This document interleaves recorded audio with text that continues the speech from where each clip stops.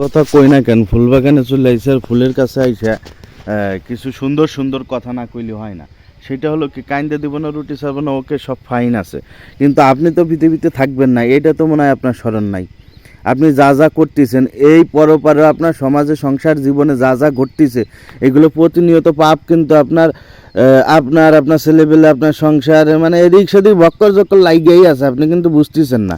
আপনি এই যে না বুঝলি একা একা মাঝে সাথে যে ফুল বাগানের সাথে বা যেখানে সবুজ প্রকৃতি বাগান আছে, ফুল ফল আছে, ওখানে যে একা একা বিবেক এবং আকাশের দিক তাকায় কথা কন, তাহলে নিজের প্রশ্ন নিজের কাছে ধরে যাবেন। আর যদি আপনি নিয়ে যেতে পারেন সমাজে বসবাস করে মৃত্যু নামক যন্ত্রণা নিয়ে চলে যাবেন, ঠিক আছে, সবাই যেতে হবে, আমারও যেতে হবে, কিন্তু ওই যদি এরকম মনে করেন তাহলে যে যাকে দেওয়ার দেন, যাকে না দেওয়ার না দেন, আর ওই মানে এমন কিছু করুন যাতে মানে আপনি কোনো দিন ভালো হতে পারবেন না, আপনার জন্মানো তাও কোনো দিন ভালো থাকতে পারবেন না। তাই সেরকম কর্ম করে লাভ কী? কোন এমন কিছু কর্ম করতে হবে যাতে সমাজ মনে রাখে বা আমি ভালো থাকি, আমার জন্মকর্মটা ভালো থাকে, এই তো।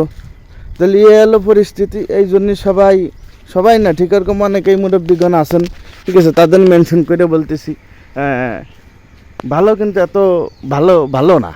কর্ম ধাইয়া যখন আসবে সুনামির মতো আপনার ধ্বংস অনিবার্য, আপনার জন্মানোত্তাও ধ্বংস অনিবার্য হবেই হবে, দুদিন আগে আর পরে। আপনি মানে